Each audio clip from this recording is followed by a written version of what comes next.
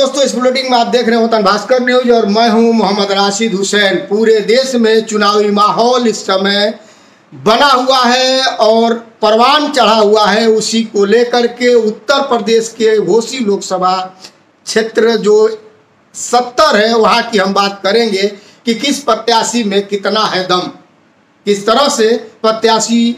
जनता को रिझाने और लुभाने में लगे हुए हैं। आप देख सकते हैं तस्वीर में अरविंद राजभर जी का है, जहां अपने ही कार्यालय के बगल के मंदिर में माथा टेकने के बाद और वहां पे पूजा अर्चना करने के बाद ये पर्चा दाखिला के लिए निकलते हैं। तो दूसरी तस्वीर आप देख रहे होंगे, ये राजीव राय की है। ये भी अपने दल बल के साथ पर्चा दाखिला करने मऊ पहुंचे। समर्थकों की होड़ लगी हुई थी, प्रशासन चौकन्नी थी कहीं कोई बात न हो पाए और सौहार्द तरीके से पर्चा दाखिला किया जा सके। मतदान होने जा रहा है, इसको लेकर के कौन कितना अपना दम दिखाता है और जनता में कितना अपना विश्वास बना पाता है, इन्हीं चीज़ों को लेकर के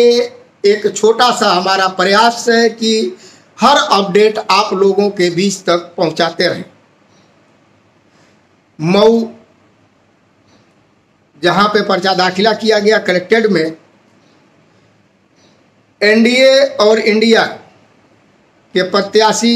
सहित 12 प्रत्याशियों ने पर्चा दाखिला किया, जिसमें कुछ छोटे छोटे दलों के प्रत्याशी थे और कुछ निर्दल प्रत्याशी थे, कुछ महिलाएं थी। तो आप भीड़ में देख सकते हैं, ये स्क्रीन पे आपको दिखाया जा रहा है। आप देख सकते हैं कि किस तरह से लोगों ने अपना अपना दम दिखाना शुरू कर दिया है। लेकिन देखना यह है कि घोसी लोकसभा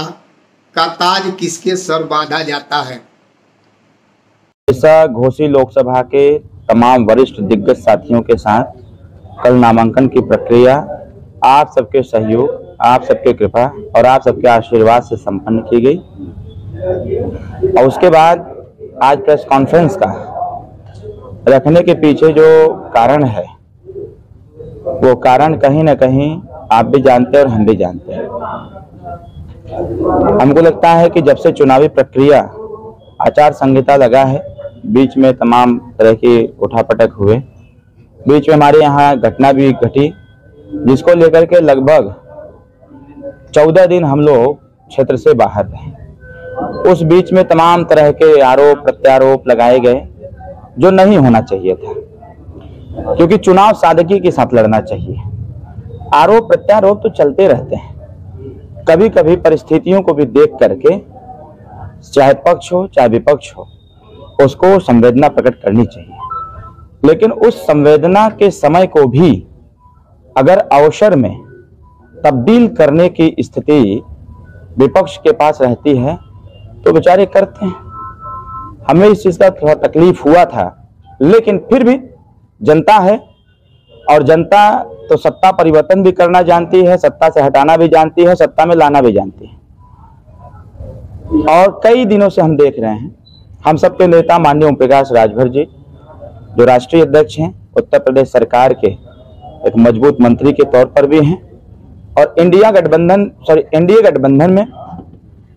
एक मजबूत पार्टी के तौर पर भी हम लोग पूर्वांचल में दस्तक देते रहते हैं बार बार, हर बार, क्योंकि विपक्ष के पास कोई एजेंडा नहीं है। घोसी लोकसभा के सर्वांगीण विकास के लिए कोई एजेंडा नहीं है। एक नाम का हमको लगता है कि विपक्ष के लोग बार बार उस नाम की चर्चा कर रहे हैं।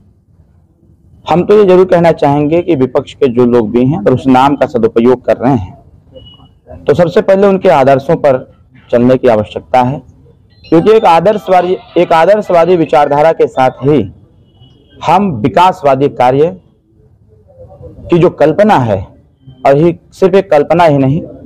उसको हम आगे मूर्त रूप में भी ला सकते हैं। आज के प्रेस कॉन्फ्रेंस में हम तो ये कहेंगे कि कल नामांकन दर्ज हुआ और चुनावी समर में हम सब लोग कूद पड़े हैं। बात होनी चाहिए इस क्षेत्रीय मुद्दे पर। जिस प्रकार से बार बार विपक्ष के द्वारा ये कहा जा रहा है, एक प्रश्न भी पूछे जा रहे हैं कि ये बताने का काम करें कि आखिर उत्तर प्रदेश और देश की सरकार ने जो है घोसी के लिए क्या किया है।